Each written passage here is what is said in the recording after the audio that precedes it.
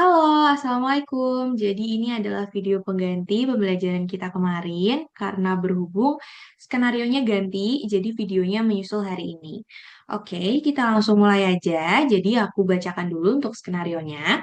Mahasiswa dan mahasiswi kedokteran sedang berdiskusi tentang struktur sel dan aktivitas sel. Diskusi semakin menarik dikarenakan masing-masing mahasiswa memiliki pendapat berbeda tentang sel tersebut, mulai dari perbedaan jenis, eukariotik, prokariotik, dan proses homeostasisnya. Nah, berikut juga sudah disertakan link video YouTube-nya, nanti kalian bisa lihat sendiri. Oke, langkah pertama adalah klarifikasi istilah. Jadi, pada klarifikasi istilah, kalian boleh menyebutkan semua kata yang kalian itu belum paham.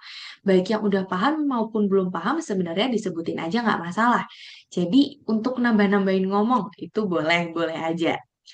Nah, untuk klarifikasi istilah menurut skenario 3, yang pertama itu ada sel. Sel itu artinya ialah unit struktural dan fungsional terkecil. Nah, itu sudah mencakup arti dari sel. Ya, jadi sel itu arti singkatnya adalah unit fungsional terkecil dari makhluk hidup. Yang mana sel itu istilahnya kayak pondasi awal.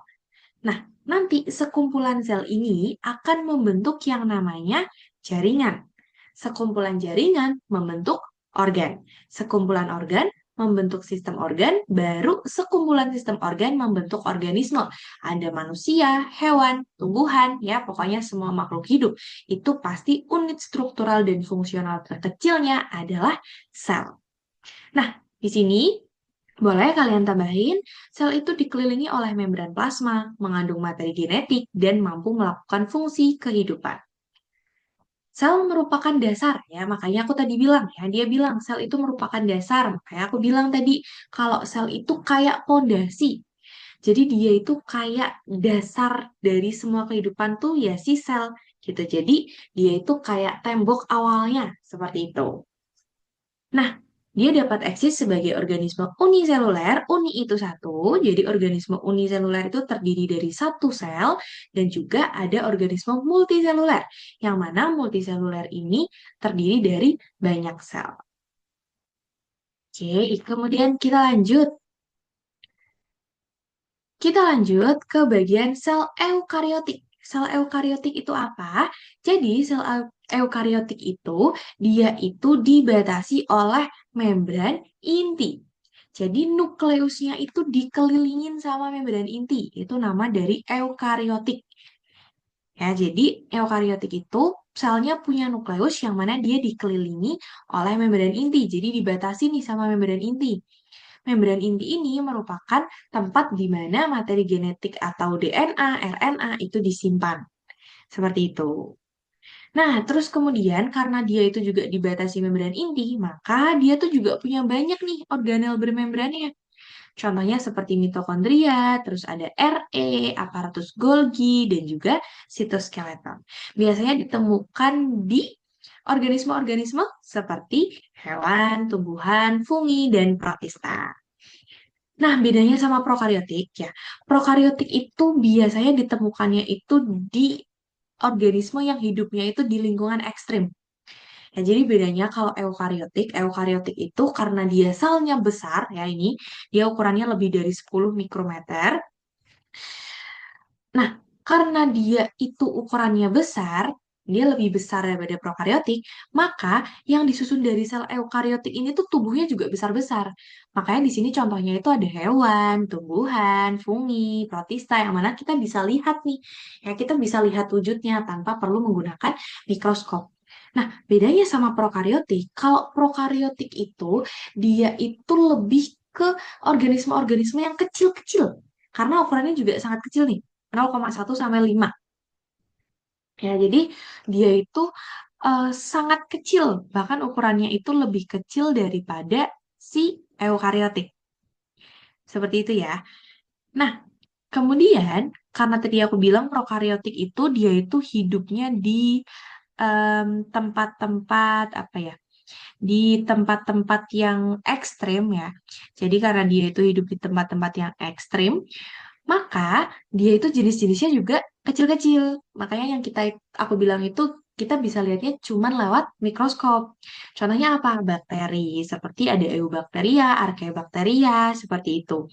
Jadi sel prokariotik itu karena dia kecil ya maka yang disusun pun hasilnya kecil. Contohnya bakteri gitu. Dan biasanya dia hidup di lingkungan yang ekstrim. Nah, untuk pengertian secara umumnya, sel prokariotik itu tidak memiliki nukleus yang bermembran. Ya, kalau tadi eukariotik itu nukleusnya dibatasi membran, yang dikelilingi oleh membran, maka sel prokariotik itu dia tidak memiliki nukleus yang bermembran. Jadi nukleusnya ya nggak punya membran inti gitu. Seperti itu adalah pembedanya. Maka kalau tadi eukariotik dia bermembran, terus terdiri dari berbagai organel bermembran, sama halnya dengan prokariotik. Dia tidak bermembran, makanya organel yang menyusun juga tidak bermembran. Lanjut ke homeostasis. Homeostasis ini intinya keseimbangan, ya. Jadi intinya dia itu imbang. Ini keadaan keseimbangan dinamis internal yang dipertahankan oleh organisme untuk menjaga lingkungan internal tetap stabil dalam rentang nilai tertentu atau set point, meskipun terjadi perubahan kondisi eksternal. Jadi pokoknya inti homeostasis itu adalah keseimbangan. Seimbang, stabil, stasisnya itu adalah homeostasis. Jadi biar tubuh itu tetap berada di set point-nya. Kalau misal suhu ya berarti di rentang 36,5 sampai 37,5 seperti itu. Ya. Terus kemudian kalau glukosa darah ya tergantung dia itu gula darah GDS atau GD2-GPP dan lain sebagainya. Jadi eh, set point itu kayak patokannya gitu. Jadi dia itu angkanya dibiarin di patokannya. Nah, itu adalah homeostasis. Nah, terus habis itu pH-nya terlalu asam atau terlalu basa atau netral gitu ya. Jadi homeostasis itu pokoknya keadaan seimbang.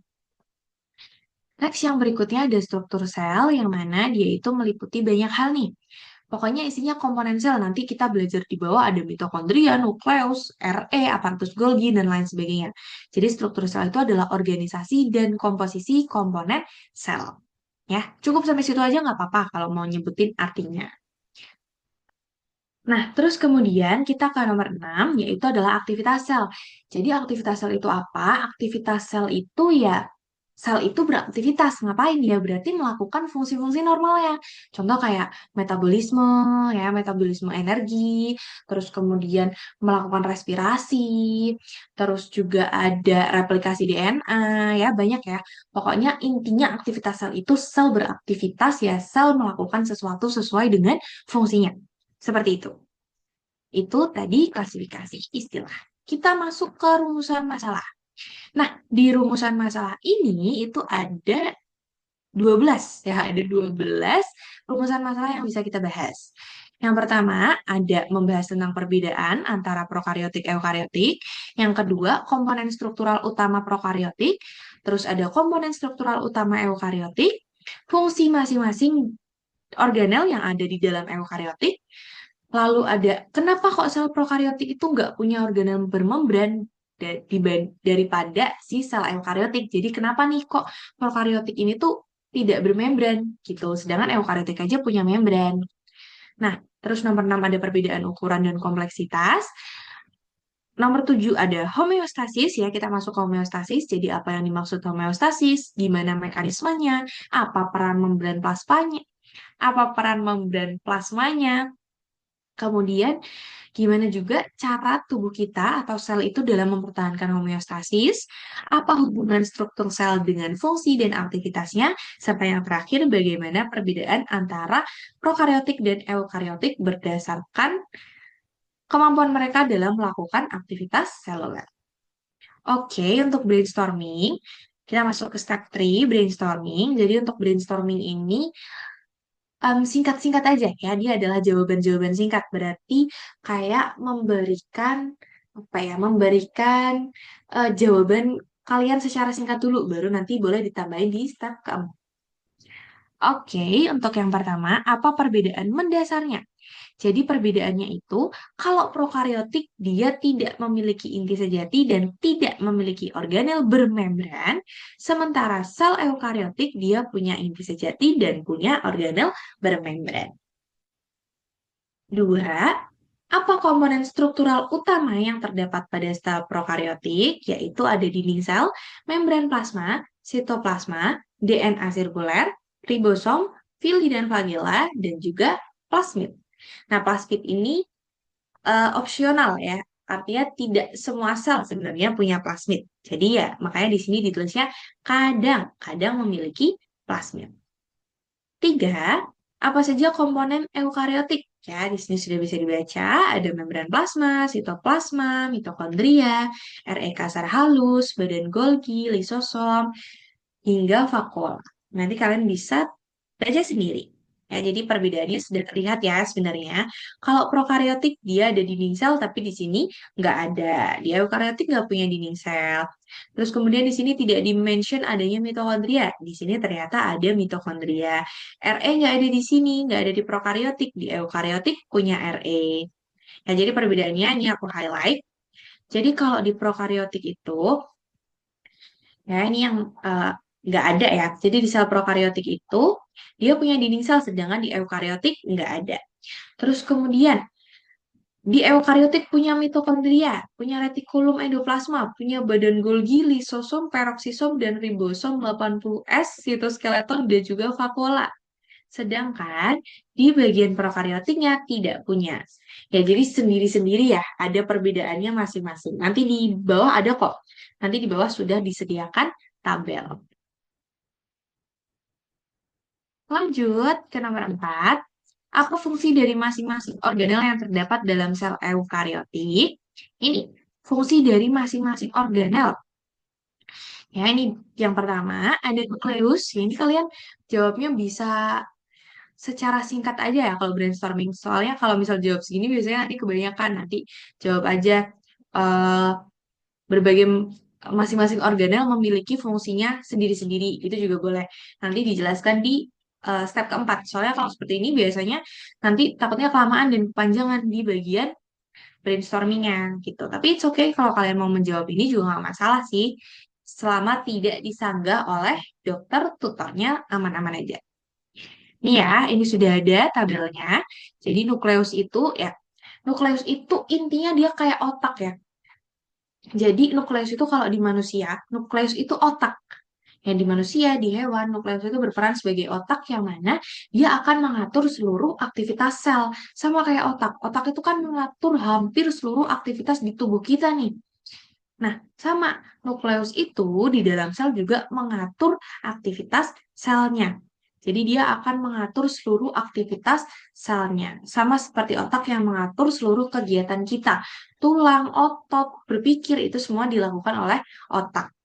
Nah, kalau mitokondria dia itu pembentukan energi atau ATP. Ya, jadi mitokondria itu sebenarnya fungsi utamanya itu yang ini yaitu pembentukan energi atau ATP. Nah, fungsi lainnya adalah tempat respirasi sel. Terus RE kasar dan RE halus. Hati-hati, jangan kebalik. Kalau RE kasar itu biasanya berkaitan dengan protein. Sedangkan RE halus dia berkaitan dengan lipid. Ya, dia nggak berkaitan dengan lemak. Kalau RE kasar, dia itu sintesis dan transport protein. Kalau RE halus, dia itu berkaitan dengan sintesis lipid atau lemak atau bisa juga berperan untuk detoksifikasi. Nah, kalau tadi RE kasar itu untuk pembentukannya, untuk produksinya atau untuk sintesisnya, maka kalau badan Golgi itu untuk modifikasi dan distribusinya. Ya, jadi kalau RE kasar itu berkaitan dengan sintesis dan transport, kalau badan Golgi itu berkaitan dengan modifikasi dan distribusi proteinnya. Jadi hati-hati jangan sampai terbalik. Kalau RE kasar itu yang ngehasilin protein, kalau badan Golgi dia yang akan memodifikasi, dia yang akan mendistribusi. Seperti itu. Ya, jadi hati-hati jangan kebalik. Lanjut ke lisosom. Lisosom ini sebenarnya nggak semua punya ya. Jadi nanti ada perbedaan di hewan dan tumbuhan. Nanti akan kita bahas apa aja yang ada di hewan, apa aja yang ada di tumbuhan. Nah, lisosom ini dia berguna sebagai pencernaan intraseluler. Jadi maksudnya bukan pencernaan kita ya, bukan pencernaan tubuh kita, tapi pencernaan dari si selnya gitu. Jadi dia itu adalah pencernaan intraseluler. Itu adalah lisosom. Nah, terus kemudian kita lanjut ke yang bawahnya adalah peroksisom. Peroksisom ini berfungsi untuk oksidasi zat yang beracun. Jadi dia itu untuk apa ya? Untuk istilahnya kayak netralisir gitu. Jadi kalau ada zat beracun ya akan dioksidasi dulu, akan diamankan dulu oleh yang namanya peroksisom. Oh ya, maksudnya lisosom pencernaan intraseluler tadi itu yang aku bilang kan dia tidak bukan di manusia ya, tapi di selnya sendiri nih. Nah, lisosom ini itu dia itu biasanya berupa pemecahan zat.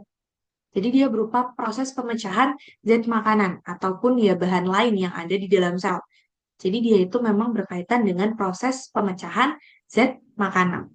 Ya, jadi yang ada di dalam sel ya, bukan di dalam tubuh kita, bukan di pencernaan kita usus dan lain sebagainya, bukan. Jadi dia itu di bagian selnya itu untuk pencernaan di dalam selnya. Yaitu apa? Biasanya ya berkaitan dengan penguraian atau degradasi dari bahan yang ada di dalam sel itu sendiri. Nah, biasanya pencernaan intraseluler yang ada di lisosom ini dibantu oleh yang namanya enzim hidrolitik. Ya, itu adalah enzim yang membantu lisosom dalam mencerna berbagai macam zat ataupun bahan yang akan didegradasi di dalam tubuh sel. Seperti itu. Terus tadi peroksisom, dia untuk oksidasi zat beracun dan juga metabolisme lemak. Lalu ada ribosom. Nah, ribosom tadi dia itu mirip dengan RE ya. Jadi dia untuk sintesis protein. Jadi dia nanti kerjasama. Makanya nanti di ribosom itu bakalan jadi di RE kasar ya. RE kasar itu kenapa kok dia itu kasar? Itu karena ada butiran ribosomnya. Jadi nanti kalau ada gambar, nanti bakal kelihatan perbedaan RE kasar sama RE halus. Kalau RE kasar itu biasanya dia kayak ditaburin misis. Ya, dia tuh kayak ditaburin kerikil. Nah, RE kasar ini ya kerikil-kerikil yang bikin si RE kasar jadi kasar ya, itu adalah si ribosom. Jadi RE kasar itu kayak RE halus tapi ketempelan ribosom. Makanya dia jadinya sintesis protein. Sedangkan kalau RE halus karena dia tidak ada ribosom, dia nggak punya butiran-butiran di situ, maka RE halus ini digunakan untuk sintesis lipid, bukan protein. Jadi perbedaannya di situ. Kenapa kok RE kasar itu buat sintesis protein dan juga transport? Karena RE kasar itu akan ditempelin sama ribosom. Sedangkan kalau RE halus, dia itu tidak ditempelin nih sama ribosom. Dia nggak ada yang nempelin. Makanya RE halus ini lebih ke sintesis lipid. Ya, jadi dia akan sintesis lemak, detoksifikasi daripada harus sintesis protein. Seperti itu. Ya, jadi ribosom dan RE kasar ini tuh nempel gitu. Makanya fungsinya sama. Lanjut ke sitoskeleton, ya sama seperti skelet yang ada di tubuh manusia. Skelet itu kan kalau di tubuh manusia kan rangka ya namanya ya. Skeleton itu artinya rangka. Nah, sama. Di tubuh sel pun, sitoskeleton itu fungsinya juga mirip sama rangka yang ada di tubuh kita. Jadi, untuk apa? Jadi, sitoskeleton yang ada di tubuh sel itu untuk menjaga bentuk sel sama seperti rangka. Rangka itu kan akan menopang otot, dia akan menopang saraf, dan lain sebagainya ya. Nah, rangka itu kan yang memberikan tubuh kita ini tuh bentuk. Coba kalau nggak ada rangka ya, kita cuma terdiri dari seonggok daging yang nggak ada tulangnya, yang mana nggak akan membentuk apapun. Nah, si skeleton ini yang nanti akan membentuk tubuh kita. Gitu, makanya sama seperti yang ada di tubuh kita, sitoskeleton yang ada di sel juga fungsinya untuk membentuk tubuh sel. Jadi dia akan menjaga bentuk dan juga pergerakan dari selnya. Terus kemudian ada sentriol. Nah, sentriol ini fungsinya itu untuk reproduksi. Jadi untuk pembelahan sel. Gimana caranya sel itu memperbanyak diri? Nah, itu diatur oleh yang namanya sentriol. Baru kemudian yang terakhir ada membran plasma. Jadi membran plasma ini fungsinya untuk keluar masuk zat. Jadi dia untuk keluar masuk zat, terus kemudian untuk komunikasi antar sel itu diatur oleh membran plasma. Ya, jadi karena membran plasma itu istilahnya kayak tembok, ya tapi bukan dinding sel ya. Jadi kayak apa ya, kayak yang membatasi si sel, yang mana dia itu lentur ya, membran itu ya namanya kan membran ya. Jadi bedanya membran plasma sama dinding sel itu apa? Kalau dinding sel dia itu keras, dia tuh kayak tembok, bener-bener kayak tembok, jadi keras. Nah, tapi kalau misal membran plasma dia itu lentur. Membran itu kan kayak yang ada di apa ya, di drum ya, di kendang ya, yang mana dia itu lentur nih. Nah, membran dia itu lentur, berarti membran plasma itu artinya ya dia itu adalah suatu pembatas yang dia itu lentur, fleksibel. Nah, membran plasma ini punya yang namanya sistem permeabilitas. Jadi permeabilitas tuh daya tembus ya, kayak daya apa ya, iya daya tembus, daya keluar masuk. Sehingga nanti membran plasma itu akan selektif. Kalau misal nih, Z-nya dibutuhkan oleh tubuh sel, dia akan memudahkan si Z ini masuk ke dalam tubuh sel. Jadi membrannya bakal lunak. Ya memang sudah lunak ya, tapi maksudnya membrannya bakal bisa ditembus nih oleh Z tersebut. Tapi kalau misal membrannya itu merasa kalau Z ini nggak diperluin nih, misal ada ZA dan ZB. ZA diperlukan, ZB enggak. Ya. Nah, ZA ini diizinkan masuk. Nembus gampang banget. Dia akan nembus membran plasma dengan sangat mudah. Sebaliknya, ZB ternyata nggak perlu. ZB tuh kayaknya nggak perlu nih si ZB buat dimasukin ke sel-sel, nggak perlu si ZB gitu ya. Nah, maka si membran plasma ini akan menghadang si ZB biar dia nggak bisa masuk. Jadi ya si ZB nggak akan bisa menembus si membran plasma. Kayak gitu, itulah yang disebut sebagai permeabilitas. Jadi keluar masuk Z itu nanti akan diatur oleh membran plasma. Seperti itu. Jadi gampangnya daya permeabilitas atau kemampuan permeabilitas ya istilahnya kayak bisa ditembus dengan mudah, gampangnya gitu. Jadi sebenarnya arti dari permeabilitas itu adalah kemampuan suatu bahan ya. Jadi daya permeabilitas itu adalah kemampuan suatu bahan yang memungkinkan zat lain ya, misal cairan atau gas itu melewatinya. Kayak gitu. Jadi di sini aku memberikan gambaran mudahnya, permeabilitas tuh kayak daya tembus. Seberapa mudah dia itu ditembus. Nah, kalau membran plasma dia akan selektif ke zat yang memang dibutuhkan dan ke zat yang memang tidak dibutuhkan. Seperti itu.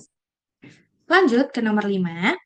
Nah, kenapa sih sel prokariotik itu nggak punya organel bermembran? Kenapa kok malah sel eukariotik itu yang punya? Gitu ya. Kenapa? Karena sel prokariotik itu strukturnya lebih sederhana. Dan evolusi awalnya belum mengembangkan sistem membran internal. Jadi gampangnya gini. Tadi kan aku sudah bilang nih, kalau prokariotik itu karena dia ukurannya lebih kecil, maka dia akan menyusun tentu saja organismenya lebih kecil daripada eukariotik ya. Eukariotik tadi kan besar nih, lebih dari 10 ya, lebih dari sama dengan 10. Yang mana susunannya pun gede-gede, contohnya hewan, manusia, kayak gitu-gitu ya. Terus kemudian tumbuhan, fungi gitu ya. Nah, seperti itu.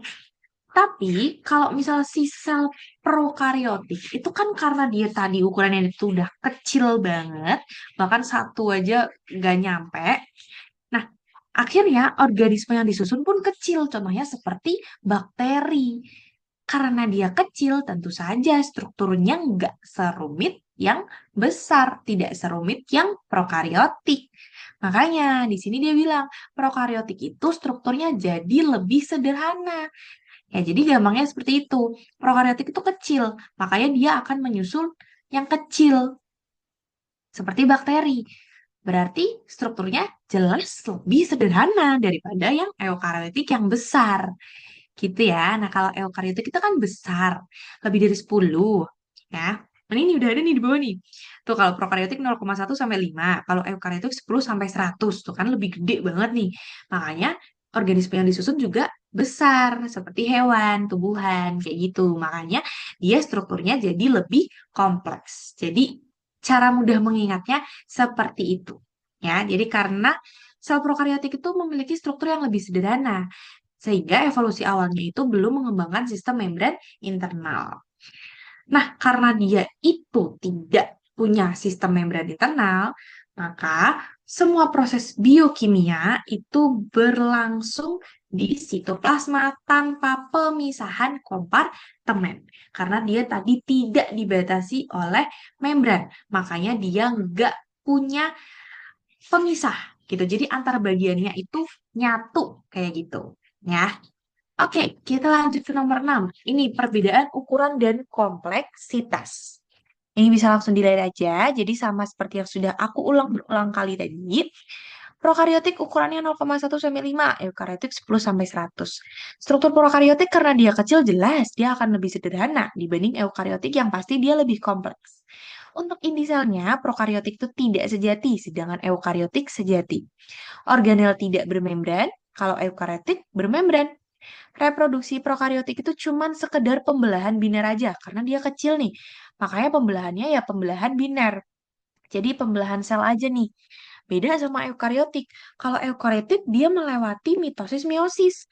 Mitosis meiosis itu kan banyak ya step by stepnya, ada telofase, anafase, dan lain sebagainya, metafase, seperti itu.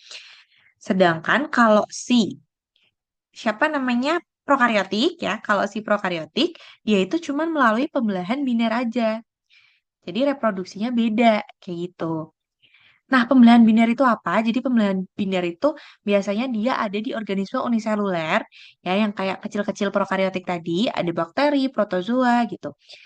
Nah, pembelahan biner itu nggak lebih rumit dari mitosis karena pembelahan biner ya cuman induknya belah diri jadi dua sel anak yang identik. Udah, gitu. Jadi pembelahan biner itu induknya belah diri jadi dua, nah anakannya ini identik. Kalau eukariotik, dia lewat mitosis meiosis yang punya banyak banget step gitu. Jadi ya karena prokariotik itu kecil ya dan dia sangat sederhana, maka reproduksinya juga ikut sederhana. Seperti itu. Nah, kalau contohnya itu di prokariotik, makanya aku tadi bilang yang kecil-kecil itu ada bakteri, terus kemudian ada archaea seperti itu. Nah, kalau eukariotik ya, di situ contohnya tadi yang karena dia tersusun atas sel yang ukurannya lebih besar, maka ya dia ukurannya jadi organismenya itu ukurannya jadi besar juga. Contohnya di situ ada sel hewan, terus kemudian tumbuhan, ya, terus kemudian jamur ya. Sebenarnya manusia itu juga termasuk organisme yang tersusun atas sel eukariotik. Seperti itu. Oke, kemudian kita masuk ke bagian homeostasis. Nih, apa yang dimaksud dengan homeostasis pada tingkat seluler sama seperti arti di kata asing tadi, di klarifikasi istilah tadi.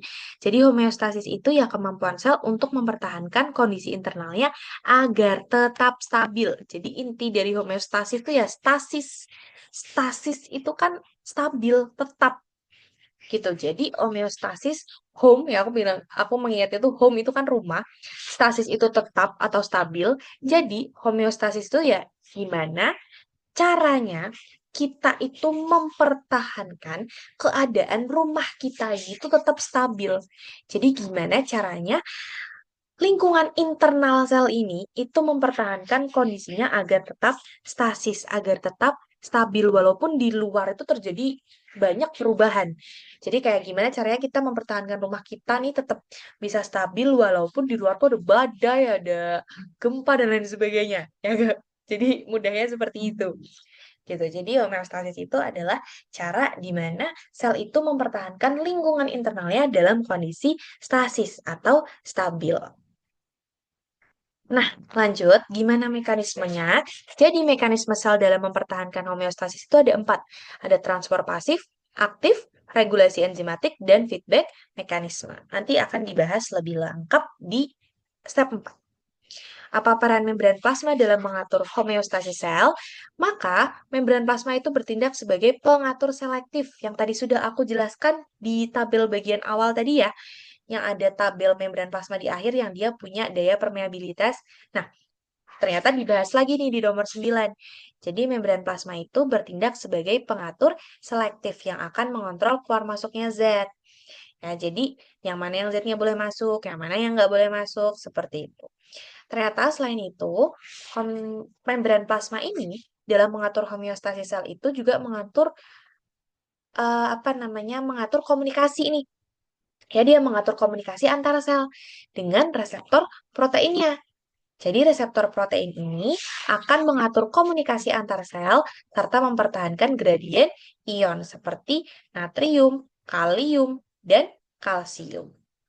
Nah, tiga gradien ionik ini akan sangat penting ya, akan memiliki peran yang sangat penting untuk mengatur fungsi saraf dan juga otot. Nomor 10. Gimana sih cara pH, suhu, dan konsentrasi ion itu mempertahankan homeostasis? Yang pertama, pH itu bisa melalui sistem buffer ya, dan juga melalui enzim pengatur asam basa. Sedangkan suhu, ya, suhu itu lewat enzim juga. Nih, enzim bekerja optimal dalam rentang suhu tertentu. Kalau misalnya terlalu tinggi, ya proteinnya akan terdenaturasi sehingga enzimnya tidak bisa lagi digunakan. Terus yang ketiga ada ion. Ion itu diatur oleh pompa dan kanal ion. Contohnya ada pompa NAK-ATPase. Jadi nanti ini ganti-gantian. Natriumnya di sebelah mana, kaliumnya di mana, kayak gitu. Ya, ini nanti dipelajari di blok lebih tinggi sih, seingat aku. Terus juga ion ini berfungsi untuk menjaga potensial membran dan tekanan osmotik.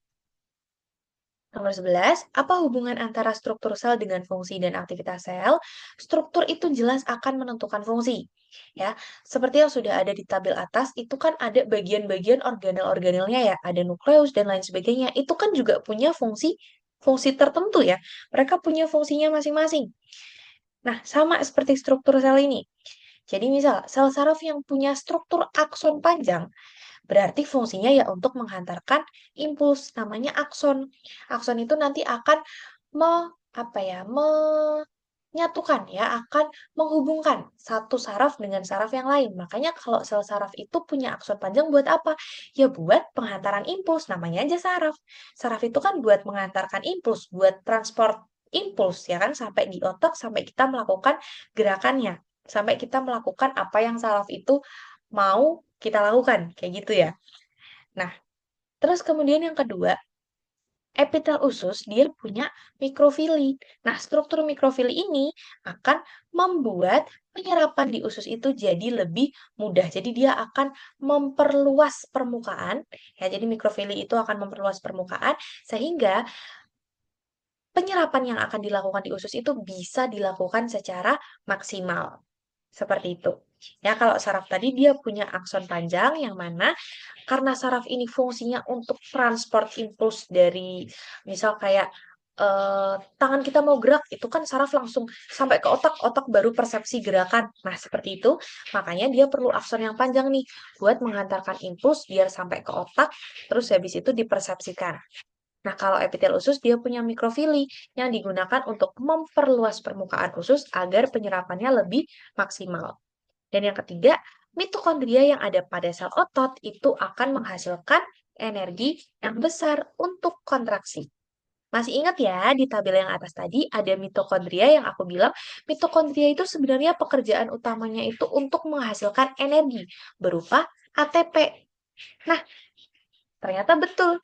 Jadi mitokondria yang ada pada sel otot ini akan menghasilkan energi berupa apa ya? Berupa ATP yang kemudian akan digunakan otot untuk kontraksi.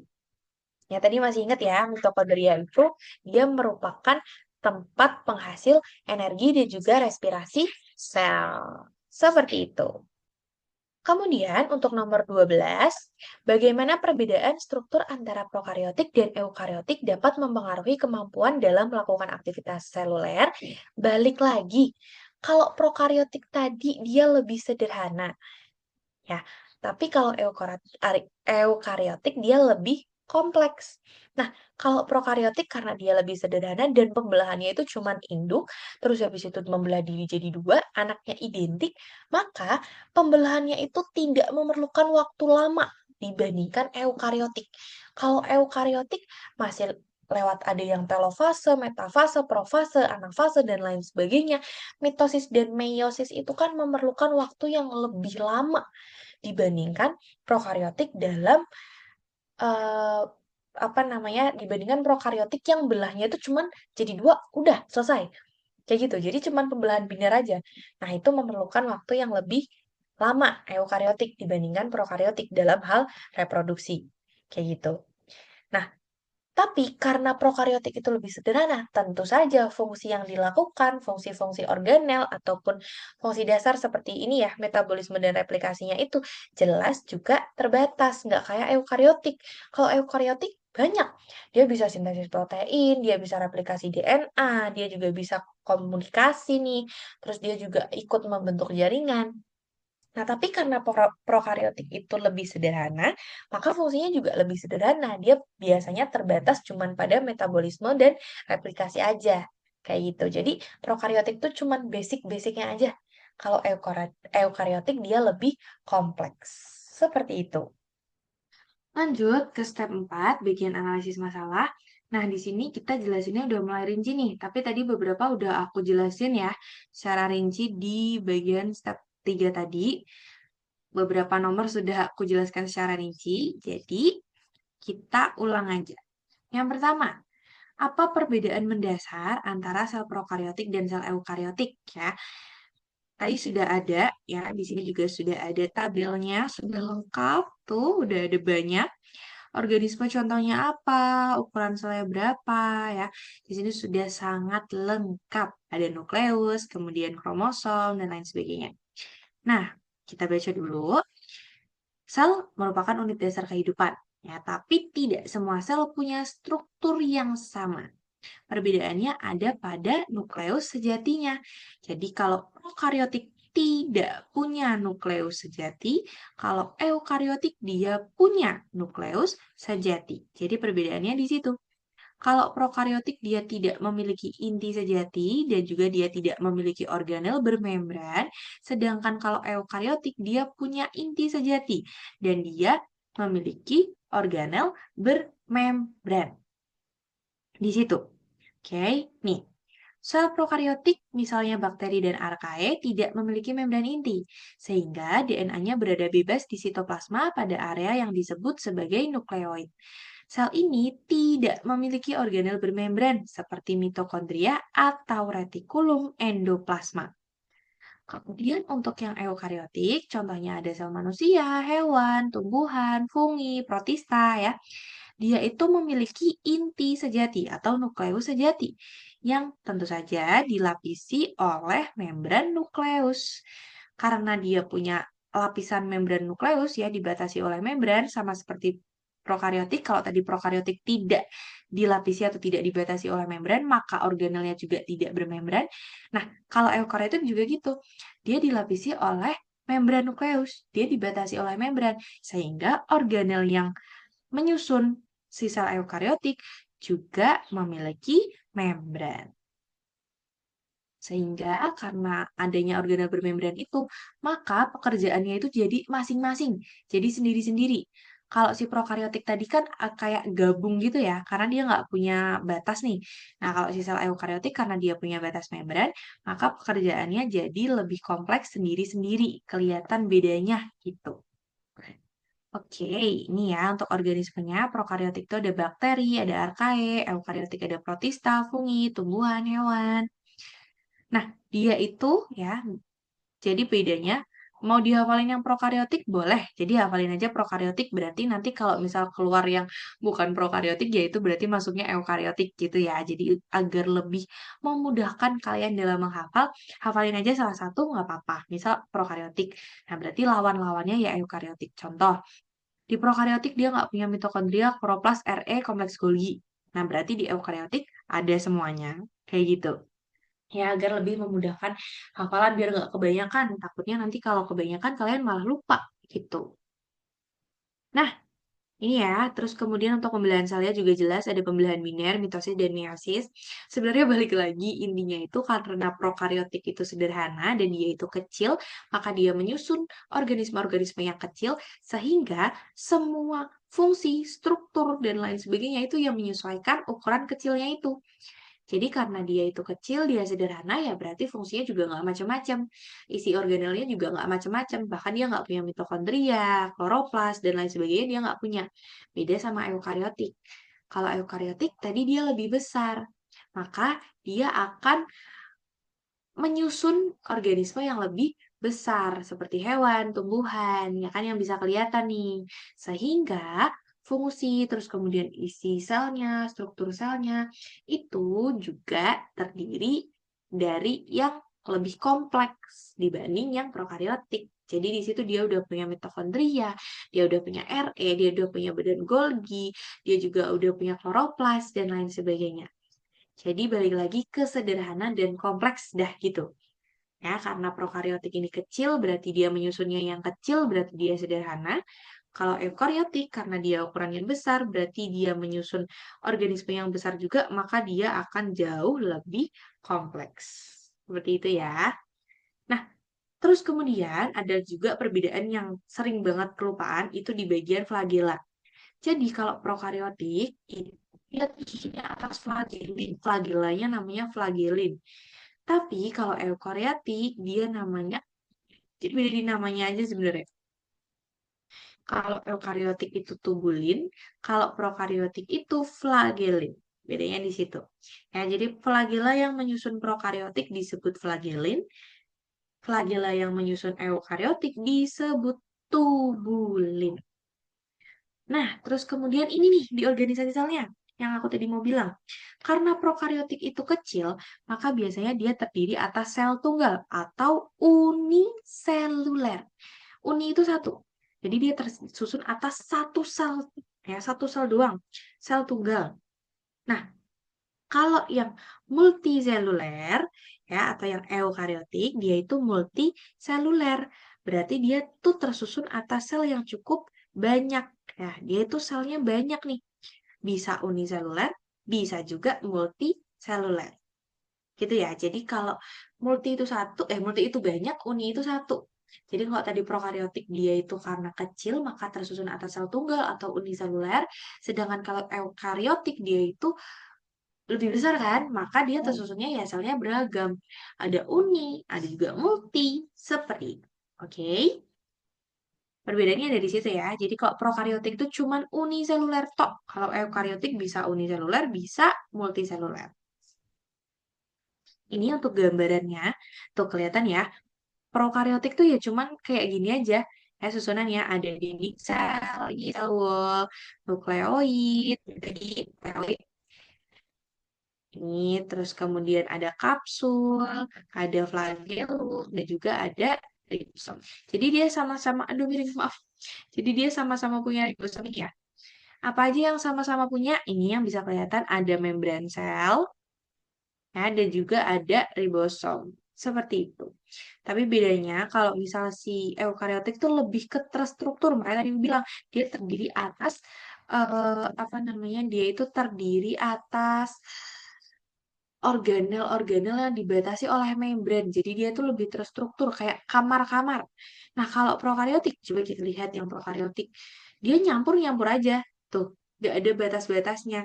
Dan dia sangat-sangat sederhana. Jadi perbedaannya bisa terlihat di sini ya. Nah, nanti kalian bisa lihat gambar sambil lihat perbedaan yang atas tadi. Ini. Nih, ya, ada nukleoid juga di bagian sel prokariotik, seperti itu. Jadi, kalau kalian lihat gambar selnya ini, ya, sambil lihat tabel perbedaannya. Jadi, kalian ngerti, oh, ternyata ini punya, yang ini enggak, kayak gitu. Oke, jadi untuk melihat gambar, biar perbedaannya itu kelihatan jelas, sambil dilihat tabelnya juga. Jadi, sambil dibaca, sambil dititeni, ya, kira-kira mana yang ada, mana yang semuanya punya, mana yang cuman si prokariotik aja, atau mana yang cuman si eukariotik aja, seperti itu. Ya pokoknya intinya eukariotik itu yang lebih kelihatan terstruktur, jadi dia kayak per kamar-kamar gini kan. Nah kalau prokariotik dia nggak ada, dia bener-bener kecampur gitulah gampangnya. Seperti itu. Oke, kita move ke nomor 2. Apa saja komponen struktural utama? Ya, jadi apa saja komponen struktural utama yang terdapat pada sel prokariotik? Nih, jadi sel prokariotik itu walaupun strukturnya sederhana, dia itu efisien, jadi padat nih. Dia nggak akan buang-buang ruang gitu lah istilahnya. Nah, komponennya ada apa aja? Yang pertama dinding sel. Jadi kalau tadi eukariotik itu dia nggak punya dinding sel, kalau si prokariotik dia punya nih dinding sel. Dia memiliki dinding sel. Dia akan memberikan bentuk dan perlindungan seperti yang sudah aku bilang tadi. Kalau dinding sel itu dia keras. Jadi dinding sel itu dia ya kayak temboknya sel, itu adalah dinding sel. Jadi dia keras. Maka dindingnya yang keras itu akan berfungsi sebagai proteksi. Maka dia akan memberikan perlindungan. Jadi dia akan memberikan bentuk dari selnya, terus kemudian dia juga akan memberikan perlindungan kepada selnya, dan dinding sel ini tersusun atas peptidoglikan yang ada pada bakteri.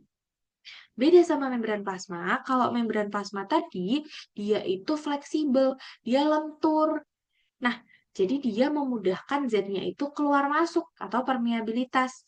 Sehingga fungsi membran plasma di sini yaitu untuk mengatur pertukaran zat dan menjadi tempat reaksi metabolik. Terus yang ketiga ada sitoplasma. Jadi sitoplasma itu adalah medium cair tempat berlangsungnya reaksi biokimia. Jadi sitoplasma itu kayak apa ya? Dia itu seperti ya karena dia medium cair ya aku bilangnya kayak dia kayak kolam. Nah, terus kemudian nanti kolamnya itu akan diberlangsungkan reaksi-reaksi biokimia di situ. Jadi sitoplasma ini kayak kolam karena dia kan mediumnya juga cair. Nah, berarti sitoplasma ini anggap aja dia kayak kolam renang lah, kayak kolam ya, isinya cairan dan dia digunakan untuk tempat berlangsungnya reaksi biokimia. Terus ada DNA, DNA sama seperti DNA yang ada di manusia, dia membawa informasi genetik atau keturunan. Di situ namanya adalah DNA sirkuler atau nukleoid. Lalu ada plasmid yang mana kadang-kadang ada, kadang-kadang enggak. Nah, plasmid ini berupa DNA. Jadi plasmid ini tuh adalah DNA, tapi dia itu kecil. Dan bedanya, kalau DNA sirkuler tadi dia bawa genetik, kalau plasmid ini dia bawa gen yang resistensi terhadap antibiotik. Jadi bedanya kalau DNA sirkuler tadi membawa informasi genetik nih, atau genetik atau keturunannya ya. Jadi dia itu membawa informasi-informasi keturunannya, sifat, dan lain sebagainya. Nah, kalau yang plasmid, dia itu membawa gen resistensi antibiotik. Jadi apa sih gen resistensi antibiotik itu?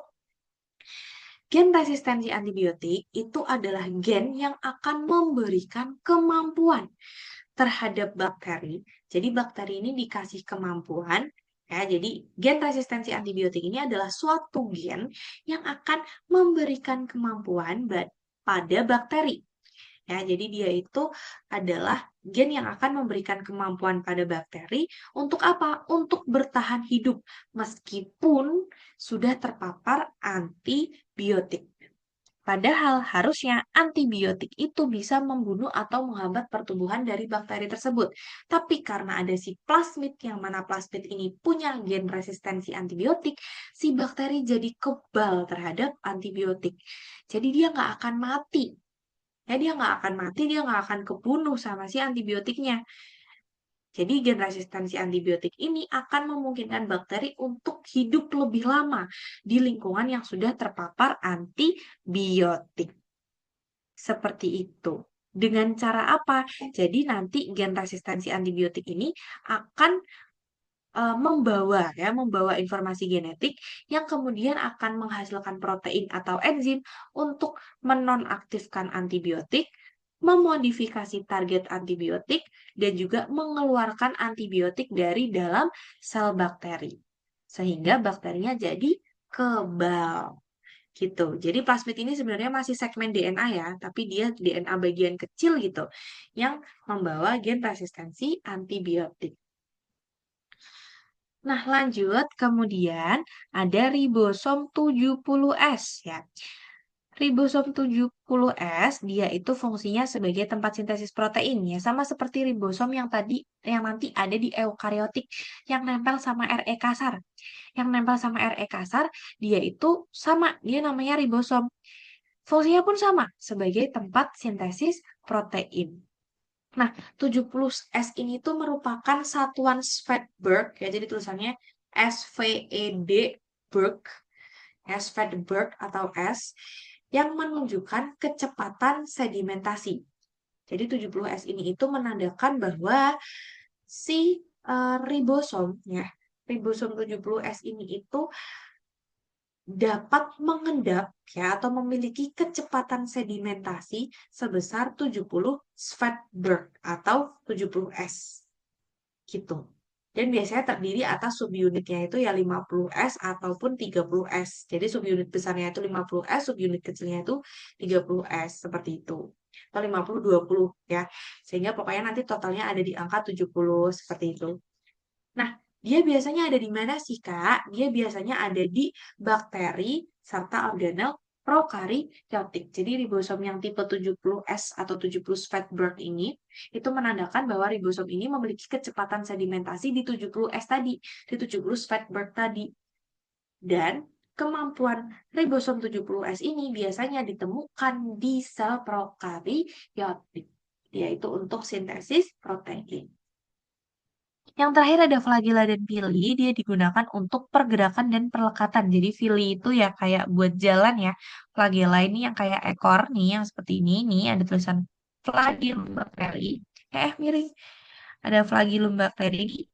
Nah, ini itu digunakan untuk bergerak dia. Jadi biar dia bisa bergerak dengan mudah, dia bergeraknya menggunakan flagella. Jadi ini untuk pergerakan dan perlekatan itu, flagella itu yang pergerakan, ini, sedangkan pili itu yang perlekatan. Ya, jadi fungsi flagella itu untuk pergerakan, sedangkan yang pili atau yang villi itu tuh untuk perlekatan. Seperti itu ya. Jadi itu dua fungsi yang berbeda, tapi mereka saling membantu atau mereka itu saling bekerja sama. Nah, terus kemudian di sini sudah ada gambarnya. Kalian bisa melihat langsung di sini gambar-gambarnya. Struktur luar ya, berarti struktur-struktur yang kelihatan dari mikroskop itu yang ada di bagian luar ya. Jadi struktur yang pertama kali kelihatan di mikroskop bagian luar ya disebutnya adalah struktur luar. Ada apa aja? Yang pertama ada dinding sel. Kemudian ada membran plasma. Lalu ada kapsul. Jadi ini urut-urutan ya. Yang luar sendiri, yang merah ini, ya, yang luar sendiri, sebentar, ulang. Yang luar sendiri warna merah itu disebut kapsul. Nah, dia itu adalah struktur paling luar. Oke, jadi struktur paling luar yang bersentuhan dengan dunia luar itu adalah kapsul. Baru di bawahnya ada dinding sel. Baru kemudian di bawahnya lagi ada membran plasma. Nah, membran plasma ini adalah struktur luar yang letaknya itu paling dalam. Yang mana dia itu jadi pembatas antara bagian luar sama bagian dalam. Jadi membran plasma itu yang akan membatasi nantinya. Gitu, dan letaknya itu biasanya setelah dinding sel. Terus apalagi Kak yang kelihatan dari luar itu ada si pili dan juga ada si flagellum bakteri atau flagella. Nah, setelah struktur luarnya sudah selesai, kita lanjut ke struktur dalam. Struktur dalamnya ya berarti yang tadi ya, sisanya yang struktur luar. Mau dihafalin salah satu juga boleh. Makanya aku bilang hafalin salah satu aja biar hafalannya tidak terlalu banyak. Struktur dalam di sini ada yang pertama yang berbatasan langsung dengan membran plasma ya. Di sini ada sitoplasma. Terus kemudian ada ribosom untuk sintesis protein. Kemudian ada plasmid ya. Plasmid dan juga ada nukleoid sebagai DNA sirkuler. Jadi di bagian dalam itu ada sitoplasma ya. Sitoplasma ini yang makanya aku tadi bilang sitoplasma itu kan medium cair nih. Ya, dia medium cair yang digunakan sebagai tempat berlangsungnya reaksi biokimia. Nah, sitoplasma dia itu kan medium cair. Makanya aku bilang sitoplasma itu mirip kolam renang. Jadi dia mirip kolam isinya cairan. Nah, makanya di sini warnanya biru nih, ya kan? Ini karena dia nggak ada yang ditunjuk. Nah, sitoplasma tuh segini. Yang biru-biru itu adalah semua ya. Ini semua itu adalah sitoplasma. Jadi dia memang medium cair yang digunakan untuk keberlangsungan reaksi biokimia. Dia memang cair. Makanya aku bilang dia itu kayak kolam. Nah, itu sitoplasma. Terus kemudian ada nukleoid yang di atas tadi, dia itu merupakan DNA sirkuler, ya, tempat pembentukan informasi genetik. Terus kemudian ada plasmid, temannya tadi, dia masih salah satu segmen DNA, yang mana dia itu adalah DNA dengan part yang lebih kecil, ya, dengan bagian yang lebih kecil, ya, intinya DNA dengan bagian yang lebih kecil, yang kemudian DNA plasmid ini itu membawa gen resistensi antibiotik. Nah, terus kemudian setelah plasmid ada juga ribosom. Ribosom ini yang kalau di RE kasar itu kayak misis, makanya di sini kelihatan ya, cuma bulat-bulat aja nih, seperti chip ya, kelihatan. Ini nanti chip ini akan nempel di retikulum endoplasma yang kasar. Makanya kelihatan seperti mesis. Nah, fungsinya untuk apa? Ribosom ini untuk sintesis protein. Makanya kalau di RE kasar, karena dia ketempelan ribosom, RE kasar itu fungsinya untuk sintesis dan juga transport protein. Lanjut ke nomor 3, kalau tadi sel prokariotik udah kita bahas nih struktur utamanya, maka kita lanjut ke struktur utama sel eukariotik. Nah, sel eukariotik, karena tadi balik lagi ya, nggak bosen-bosen ngingetin kalau prokariotik itu sederhana, eukariotik itu kompleks ya, atau rada rumit. Nah, sel eukariotik ini memiliki struktur yang lebih kompleks dibandingkan dengan prokariotik. Kenapa? Karena dia punya endomembran. Ini saja sudah sangat beda ya. Kalau prokariotik tadi dia adalah organisme yang tidak memiliki organel bermembran sama sekali. Ya, dia tidak dibatasi oleh nukleus sejati juga. Makanya sel eukariotik ini jadi lebih kompleks dibandingkan si sel prokariotik tadi. Karena si sel eukariotik ini sudah memiliki endomembran. Jadi dia sudah dibatasi oleh membran-membran. Makanya gambarnya terlihat seperti kamar-kamar, seperti ruang-ruang. Nah, sel eukariotik ini punya struktur yang lebih kompleks juga. Karena apa ya? Karena tadi dia ukurannya lebih besar, terus dia lebih kompleks, sehingga eukariotik ini itu biasanya dapat kita jumpai pada organisme yang bisa kita lihat dengan mata, seperti itu. Jadi sel eukariotik memiliki struktur yang lebih kompleks karena adanya sistem endomembran. Seperti itu ya. Jadi karena prokariotik tadi masih sederhana, makanya dia juga tidak punya organel bermembran. Sebaliknya, kalau eukariotik karena dia sudah lebih kompleks, maka dia itu tersusun atas sistem endomembran. Jadi antar organel-organelnya ini tuh dibatasi oleh membran sel. Sehingga terlihat seperti ruang-ruang, seperti kamar-kamar yang sudah terstruktur berdasarkan fungsinya masing-masing. Sebenarnya untuk fungsinya tidak jauh berbeda seperti yang sudah kubahas tadi di prokariotik ataupun yang sudah pernah kubahas di awal ya di bagian tabel. Jadi yang pertama itu ada nukleus. Nah, nukleus tadi kan aku bilang nukleus itu kayak otak. Jadi kalau misal otak itu mengatur seluruh aktivitas tubuh kita, ya nukleus dia akan mengatur seluruh aktivitas sel. Jadi otak itu akan mengatur otot, ngatur otak. Otak itu akan ngatur otot, ngatur tulang ya. Terus juga buat berpikir. Nah, otak itu adalah segala pusat aktivitas ya. Dia adalah pusat pengatur aktivitas. Sama persis dengan nukleus. Nukleus itu adalah pusat pengatur aktivitas sel. Jadi kalau di kita nukleus itu otak, kalau di sel otak itu nukleus gitu ya. Jadi mirip nukleus itu sama dengan otak. Nah, selain itu nukleus juga mengandung DNA untuk informasi genetik. Lalu ada mitokondria, dia fungsi utamanya adalah penghasil energi atau ATP. Di atas tadi juga sudah sempat aku mention dan jelaskan sedikit ya. Jadi mitokondria ini akan menghasilkan energi atau ATP yang nanti digunakan untuk bekerja ya, untuk suatu organ itu melakukan fungsi tertentu. Contoh otot. Tadi ATP atau energinya itu dimasukin ke otot ya, digunakan otot untuk berkontraksi. Nah, itu salah satu contoh dari kegunaan energi atau ATP pada otot. Seperti itu ya. Nah, mitokondria selain fungsi utamanya penghasil energi atau ATP, dia juga sebagai tempat respirasi. Terus RE kasar dan halus tadi juga sudah ada di tabel atas. Kalau RE kasar itu untuk sintesis protein karena dia punya ribosom, sedangkan kalau halus karena dia tidak punya ribosom maka dia untuk sintesis lipid dan detoksifikasi. Lalu untuk badan Golgi ya yang memproduksi protein itu adalah RE kasar, tapi yang memodifikasi dan mengemas adalah badan Golgi. Lisosom untuk pencernaan zat yang ada di seluler, jadi dia akan memecah zat tersebut ya, akan didegradasi baru kemudian akan dicerna. Jadi lisosom itu gimana caranya dia itu memproduksi bukan memproduksi, bagaimana dia itu mencerna ya atau menguraikan degradasi zat-zat atau bahan-bahan yang dibutuhkan oleh tubuh sel. Seperti itu. Nah, kalau peroksisom tadi berkaitan dengan zat beracun. Di atas dia itu fungsinya oksidasi zat beracun. Makanya di sini juga berperan dalam detoksifikasi. Jadi si peroksisom ini nggak jauh-jauh dari zat beracun. Makanya dia itu yang akan mengoksidasi zat beracun, dia juga yang akan mendetoksifikasi.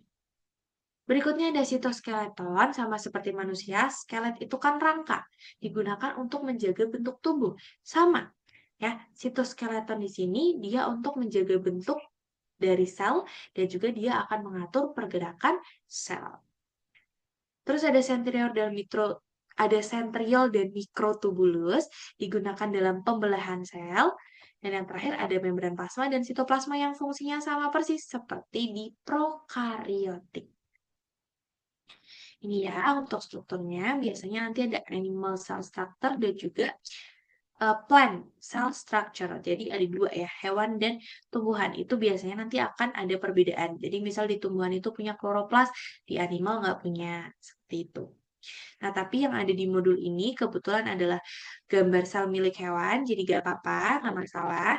Nanti kalau misal aku menemukan perbedaan antara sel tumbuhan dan juga hewan, nanti coba aku ikut sertakan di link drive. Nah, ini ya, ini untuk struktur sel hewannya. Kalian bisa lihat struktur ini, dilihat bagian mananya, bagian-bagiannya dilihat, kemudian dicocokkan dengan ini, yang atas ini ya. Jadi, kalian lihat mitokondria, oh di sebelah sini, terus dicocokkan ke atas, oh fungsinya untuk hasil energi ATP. Nih, ini ya mitokondria itu yang kayak sosis, guys. Nih, mitokondria di sosis. Bentuknya kayak sosis, aku memang mengingatnya kayak sosis, terus di dalamnya ada kayak tumpukan daging yang dibentuk slice gitu. Seperti itu. Jadi aku ingat-ingatnya seperti itu ya. Mitokondria itu kayak sosis. Nah, ini RE kasar dan RE halus. Ini kalau di zoom, kelihatan nggak? Di bagian yang ini kelihatan ada si, eh, maaf, maaf. Nah, di bagian yang kasar ini kelihatan ada kayak tol titik-titik halus kayak kayak apa ya? Kayak kerikil ya. Nah, itu dia yang dinamakan sebagai RE kasar. Jadi RE tetelan ribosom, makanya dia itu jadi kasar. Ini lebih jelas nih. Nih ya, kelihatan ya kalau ini ada titik-titiknya nih. Nih, kelihatan jelas ya di bagian retikulum endoplasmanya yang kayak daging labirin, yang kayak labirin ini di luar, itu kelihatan banget ada titik-titik kecil-kecil nih. Ini juga jadi kelihatan banget ada titik kecil-kecil. Nah, ini merupakan retikulum endoplasma yang kasar. Dia ditempeli oleh ribosom. Makanya fungsinya itu untuk sintesis dan transport protein. Coba bedakan dengan yang warna kuning. Kejauhan. Maaf. Warna kuning. Dia namanya adalah RE halus. Nih yang warna kuning ada 1, 2, 3, 4, 5, 6 nih. Dia ini namanya RE halus. Kalau di zoom dia nggak ada titik-titiknya. Dia dia sama sekali tidak punya titik. Nggak punya misal, nggak punya topping ya. Jadi kalau misal RE kasar dia punya topping ribosom, kalau RE halus dia tidak punya topping siapa-siapa. Makanya kalau yang RE kasar karena dia punya topping ribosom, dia digunakan untuk sintesis protein. Nah, dia digunakan juga untuk transport protein melewati labirin-labirinnya ini. Tapi kalau si RE halus karena dia tidak punya sama sekali topping, dia benar-benar halus independen sendiri, maka dia itu fungsinya untuk sintesis lipid. Gitu. Jadi perbedaannya itu ya, kalau RE kasar, ketempelan ribosom, dia sintesis protein. Kalau RE halus, ya dia halus, dia tidak punya topping atau tempelan apapun. Maka dia itu fungsinya untuk sintesis lipid. Lanjut ke nomor 4. Jadi nomor 4 ini mirip ya dengan nomor 3. Kalau nomor 3 tadi itu sebenarnya nggak disuruh menyebutkan fungsi, tapi dari catatan sudah kita berikan fungsi mengenai struktur utama dari sel eukariotik. Nah, kalau yang nomor 4, ini kita baru ditanyakan tentang fungsinya. Sama, ya jawabannya sama seperti yang sudah kita bahas tadi di atas-atas. Kita mulai dari nukleus ya. Nukleus itu adalah otaknya dari sel. Ya kalau di manusia ya dia adalah otak kita itu nukleus, jadi dia adalah pusat pengendali, pengendali aktivitas. Ya, kalau di sini ada pengendali genetik, juga dia adalah tempat transkripsi DNA menjadi RNA. Kemudian ada mitokondria yang mana digunakan untuk menghasilkan energi. Dia merupakan pembangkit tenaga dan mitokondria ini juga berperan dalam respirasi sel. Ya, jadi dia membangkitkan energinya itu melalui respirasi sel. Makanya sekalian bernapas nih selnya, sekalian membangkitkan energi. RE kasar dia ditempelin sama ribosom alias punya topping ribosom yang sudah aku jelaskan berkali-kali tadi. Dan RE kasar ini berperan sebagai sintesis protein, sedangkan RE halus berperan untuk sintesis lipid dan juga detoksifikasi obat. Lalu badan Golgi jadi produksi dari protein dan lipid itu dilakukan di retikulum endoplasma. Nah, yang memproses, yang mengemas, yang mendistribusikan itu adalah badan Golgi. Jadi RE kasar dan RE halus itu hanya sebagai pabrik produsen ya, dia adalah produksi doang nih. Ya, kalau RE kasar produksi protein, kalau RE halus produksi lipid. Nah, dikemasnya, didistribusikannya itu dilakukan oleh badan Golgi. Kemudian lisosomnya tadi sudah aku sebutkan, dia untuk saluran pencernaan sel. Jadi dia itu untuk menguraikan zat-zat atau bahan-bahan yang memang bisa didegradasi oleh sel, itu dilakukan oleh lisosom. Dan degradasi atau penguraian zatnya itu dibantu oleh enzim hidrolitik yang digunakan untuk mencerna zat sisa atau organel yang rusak. Peroksisom berkaitan dengan zat beracun, makanya dia akan menguraikan asam lemak dan zat toksik H2O2 untuk oksidasi zat beracun ya. Untuk detoksifikasi tubuh juga bisa. Lalu sitoskeleton, dia akan menjaga bentuk dan membantu pergerakan organel. Dan yang terakhir sentriol berperan dalam pembelahan sel. Oke, kemudian kita lanjut. Nah ini ya, ini untuk struktur dari sel eukariotiknya bisa kalian baca sendiri nanti. Untuk intinya sama ya. Jadi untuk inti dari fungsinya, terus kemudian namanya, itu sama seperti yang sudah aku jelaskan di atas-atas tadi. Nah, ini tabel ini berfungsi sebagai rangkumannya aja nih. Jadi biar kalian tuh kalau mau nyatet ya, atau kalau mau memudahkan menghafal bisa pakai tabel satu ini aja. Jadi nggak bingung yang mana kira-kira yang nukleus, yang mana yang kira-kira prokariotik itu kalian bisa lihat di tabel ini untuk yang eukariotik. Jadi bisa langsung belajar nggak harus pindah-pindah atau nggak harus scroll-scroll PDF-nya lagi. Jadi ini memudahkan kalian saja untuk mengingat. Nah, ini jawabannya, mengapa sel prokariotik tidak punya organel bermembran seperti sel eukariotik? Karena sel prokariotik itu terdiri atas struktur yang sederhana, makanya metabolismenya itu biasanya langsung terjadi di sitoplasma tanpa perlu pemisahan ruang atau kompartemen. Makanya tadi kalau dilihat di perbandingan gambar, bagian eukariotik itu kelihatan kayak struktur-struktur ruangnya itu jelas banget dibandingin yang prokariotik. Kalau prokariotik itu antar satu dengan yang lain tuh nggak ada pembatasnya. Sedangkan kalau eukariotik dia sangat jelas ya, terstruktur dan juga terdiri atas ruang-ruang. Nah, hal ini disebabkan karena ini prokariotik itu sederhana. Makanya metabolismenya bisa langsung aja di sitoplasma. Nggak perlu itu pemisahan sekat-sekat seperti itu tidak diperlukan. Nah, selain itu juga, prokariotik itu kan bentuk kehidupan yang paling awal nih ya. Di kalimat pertama, dia adalah bentuk kehidupan paling awal secara evolusi. Maka, dia itu belum memiliki sistem endomembran. Sehingga dia itu terdiri atas satu ruang tunggal aja. Makanya, prokariotik itu salah satu jenisnya adalah uniseluler atau sel tunggal. Seperti itu. Ini untuk asal-usul eukariotiknya bisa dibaca di sini. Ini screenshot PowerPoint.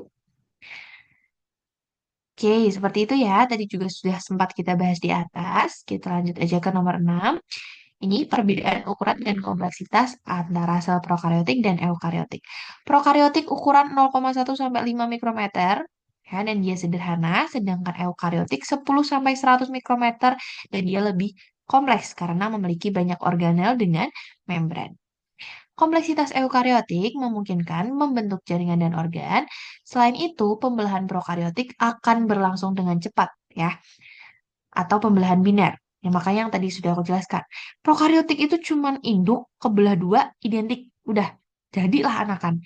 Kalau eukariotik, mereka harus lewat profase, telofase, anafase, metafase. Pokoknya harus melalui proses mitosis dan meiosis yang mana itu lebih memakan waktu daripada si prokariotik melakukan pembelahan biner. Seperti itu ya. Jadi itu adalah berkaitan dengan ukuran dan kompleksitas dari eukariotik dan prokariotik. Ini untuk perbedaan sel tumbuhan dan sel hewan yang tadi atas aku bilang. Di sel hewan ada yang punya, di sel tumbuhan ternyata nggak ada. Ya, salah satu yang paling kelihatan adalah dinding sel. Di sel tumbuhan itu punya dinding sel, sedangkan di sel hewan itu nggak punya. In case kalau kalian lupa, kalian bisa membayangkan bentuknya.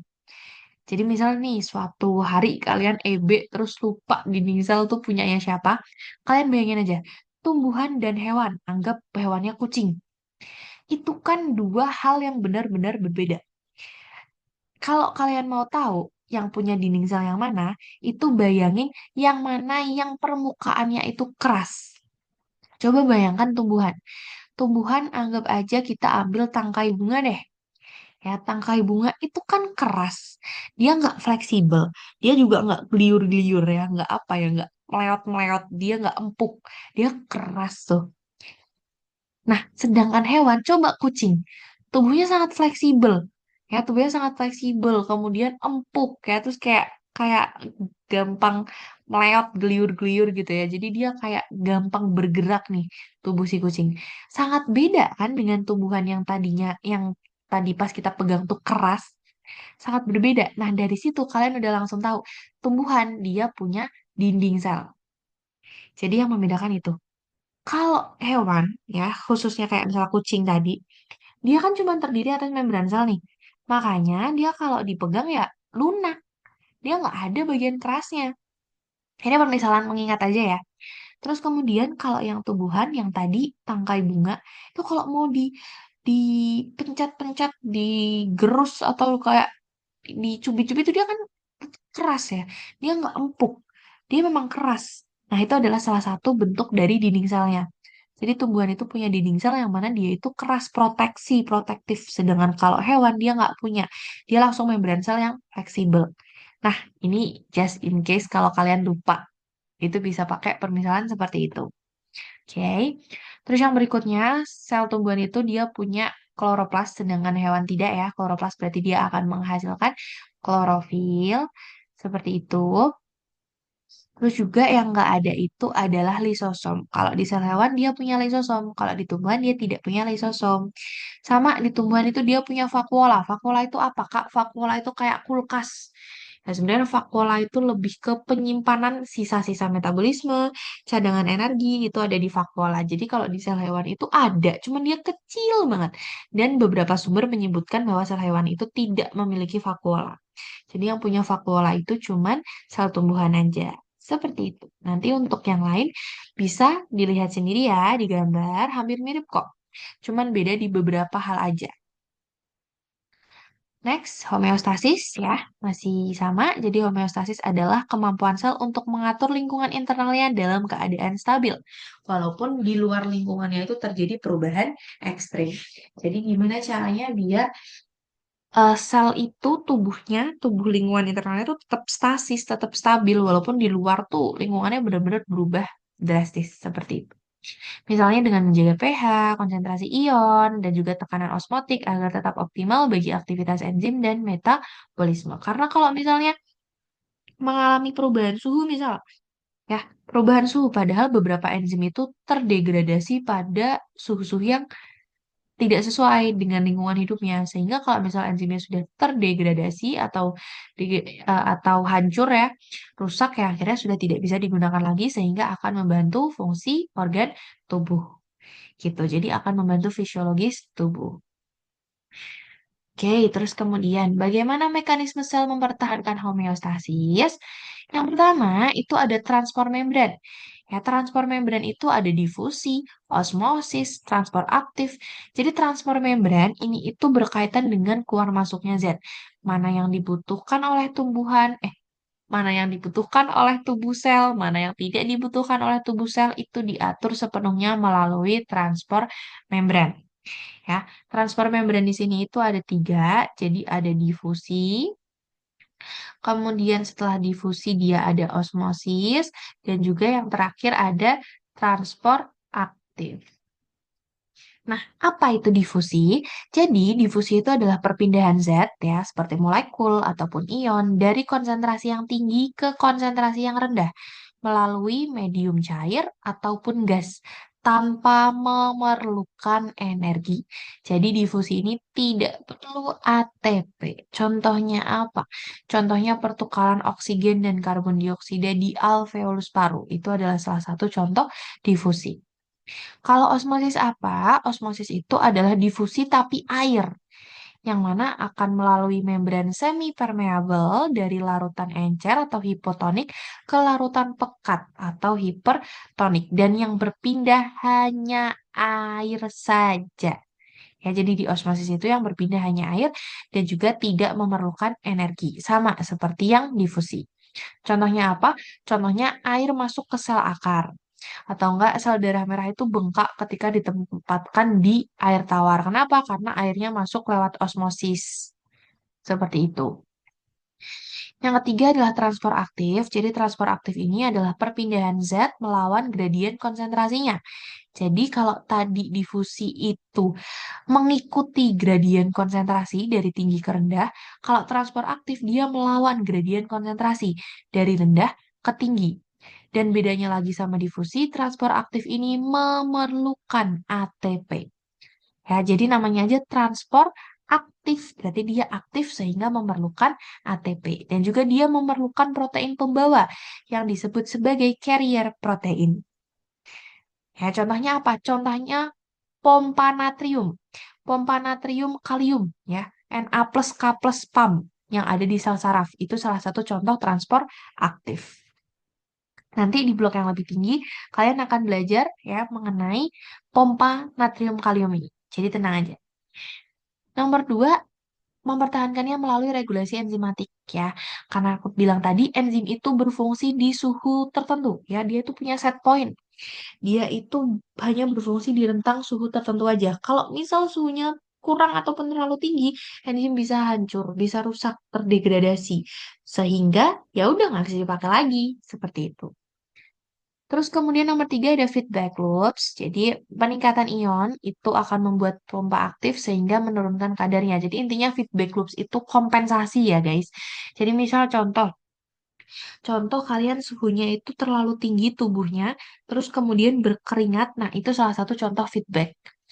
Jadi feedback loops itu kayak kompensasi apa yang harus dibayar. Kalau kehilangan ini ya itu harus dipertanggungjawabkan. Jadi intinya feedback loops itu ya apa namanya ya kayak apa yang kita keluarkan atau apa yang hilang ya itu harus kita kembalikan, harus kita bayar. Jadi kayak kompensasi lah. Makanya tadi kalau tubuh kita terlalu panas suhunya, nah kompensasinya dengan pengeluaran keringat. Seperti itu. Ya, jadi feedback loops itu seperti itu. Nah, kalau di sini contohnya peningkatan ion itu akan mengaktifkan pompa agar kadar ionnya itu bisa turun. Seperti itu ya. Jadi feedback loops itu gimana caranya biar tetap kembali ke semula. Jadi gimana caranya adil gitulah intinya. Terus kemudian yang nomor 4, endositosis, eksositosis ya. Endo itu dalam, ekso itu luar. Dia digunakan untuk apa? Mereka itu digunakan untuk mengatur zat besar dan juga komunikasi antar sel. Nah, itu adalah endositosis atau eksositosis. Sebenarnya itu bisa kelihatan dari namanya aja. Nah, sudah aku bilang kalau endo, N berarti dia di dalam. Kalau exo, exit berarti dia di luar. Eksositosis. Nah, endositosis dan eksositosis ini termasuk mekanisme transport aktif ya. Jadi endositosis itu adalah proses memasukkan zat ke dalam sel. Gitu. Dan dia butuh energi ATP, makanya dia termasuk transport aktif. Kalau eksositosis, dia juga butuh energi atau ATP. Nah, tapi kebalikannya, kalau tadi endo masukin, nah kalau ekso dia ngeluarin. Jadi eksositosis ini akan berupa proses pengeluaran zat dari dalam sel keluar. Seperti itu ya. Jadi itu untuk mengatur zat besar dan komunikasi antar sel. Ini gambarannya tadi ya, gambaran-gambaran dari difusi, yang tadi dari konsentrasi tinggi ke rendah, kemudian eksositosis, endositosis. Ekso itu dari dalam ke luar, yang sebelah sini. Endo itu dari luar ke dalam, yang sebelah sini. Dan keduanya sama-sama memerlukan ATP, sehingga mereka itu transport aktif. Ini yang osmosis. Jadi osmosis itu hanya air yang berpindah ya. Jadi airnya yang akan berpindah membran semi permeabel dari yang larutannya itu encer nih, yang sebelah sini encer, itu ke larutan yang pekat yang sebelah sini atau hipotonik ke hipertonik, yaitu osmosis. Terus ada simport dan antiport, dan yang terakhir ada pompa ion. Jadi pompa ion ini contohnya tadi adalah transport aktif pompa natrium K+, ya. Jadi pompa Na+ dan K+. 9. Apa peran membran plasma dalam homeostasis sel? Peran membran plasma yang pertama, mengatur keluar masuk ion, air, dan nutrisi, mengandung protein reseptor untuk sinyal hormon atau neurotransmitter, mempertahankan gradien elektrokimia seperti natrium dan kalium, serta tempat terjadinya transduksi sinyal penting untuk regulasi metabolik. Nanti bisa dibaca lagi ya. Jadi peran membran plasma tadi sudah aku sempat jelaskan. Membran plasma itu berkaitan dengan permeabilitas. 10. Bagaimana sel mengatur pH, suhu, dan konsentrasi ion untuk mempertahankan homeostasis? Mengatur pH itu dijaga melalui sistem buffer. Misal ada HCO3- atau H2CO3 dan juga diatur melalui enzim pengatur. Sedangkan suhu, dia akan menggunakan mekanisme metabolik, yaitu mengatur reaksi eksotermik dan endotermik. Nah, mirip ya namanya tadi eksoendo. Apakah artinya juga sama seperti endositosis dan eksositosis tadi? Jadi ya, sebenarnya sama aja ya. Ekso itu berarti di luar, luar berarti endo itu dalam. Nah, kalau eksotermik artinya dia itu adalah reaksi yang melepaskan kalor. Kalor itu panas. Jadi eksotermik itu adalah reaksi yang melepaskan kalor ke lingkungan luar. Sedangkan endotermik, dia itu adalah reaksi yang menyerap kalor. Jadi, kalau eksotermik itu melepaskan kalor dari tubuh kita keluar, kalau endotermik itu menyerap kalor dari luar ke tubuh kita. Jadi, dari lingkungan ke tubuh kita. Gitu ya. Jadi, kalau eksotermik itu mengeluarkan kalor, kalau endotermik itu menyerap kalor. Terus ion dikendalikan oleh pompa NAK, ATP, ASE. Jadi kalau pH pakai sistem buffer, suhu tadi pakai mekanisme metabolik, sedangkan ion menggunakan pompa NAK, ATP, ASE. Oke, nah ini adalah gambar dari pompa ion natrium kalium. Ini dimulai dari sebelah sini ya. Dalam keadaan seperti ini, kita tahu yang hijau itu banyak di ekstraseluler, sedangkan yang ungu atau ya agak kebiruan ini itu banyak di ruangan intraseluler. Yang hijau milik natrium atau Na+, sedangkan yang biru atau ungu ini itu milik K+, ya atau kalium. Nah, dimulai dari sini.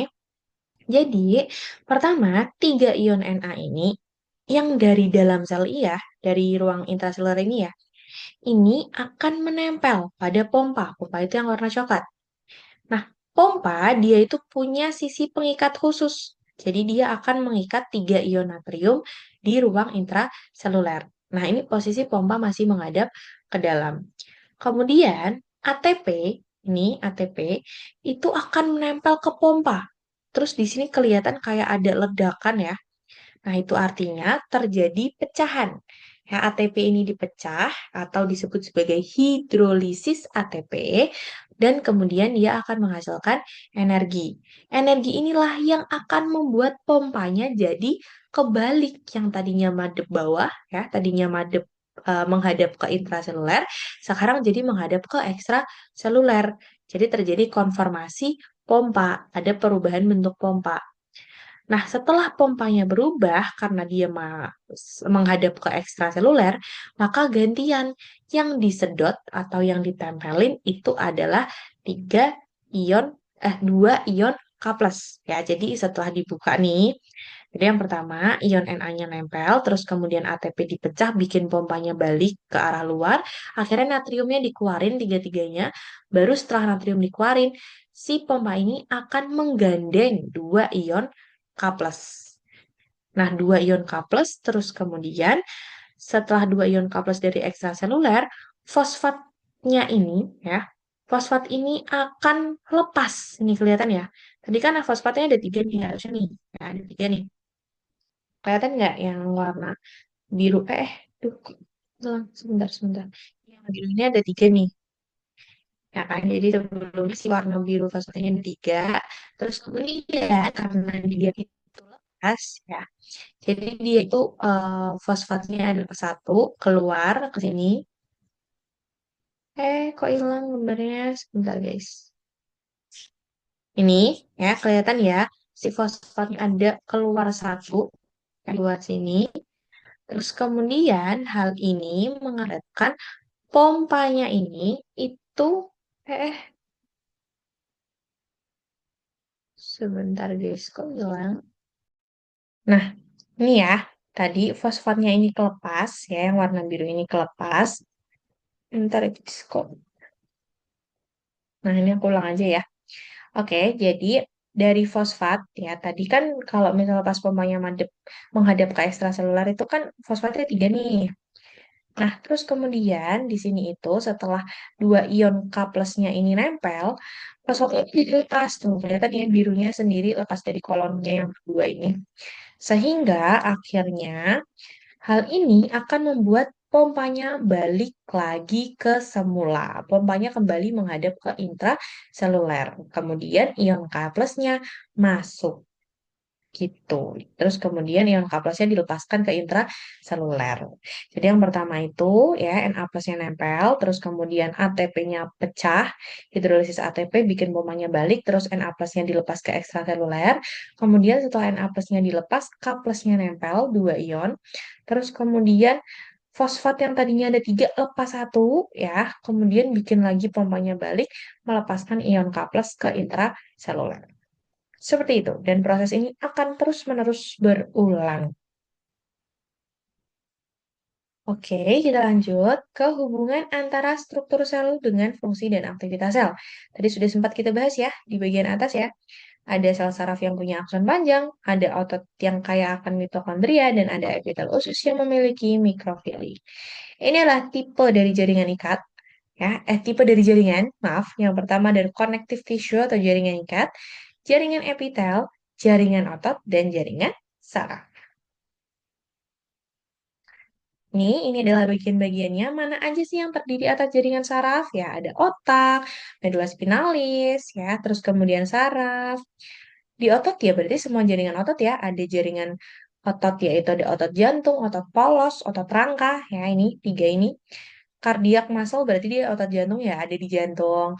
Otot polos, semua organ dalam itu terdiri atas otot polos kecuali jantung. Terus kemudian ada otot rangka yang menempel pada semua rangka di tubuh kita. Terus ada jaringan epitel, itu ada di gastrointestinal traktus gastrointestinal ya, di usus, usus kecil, usus besar.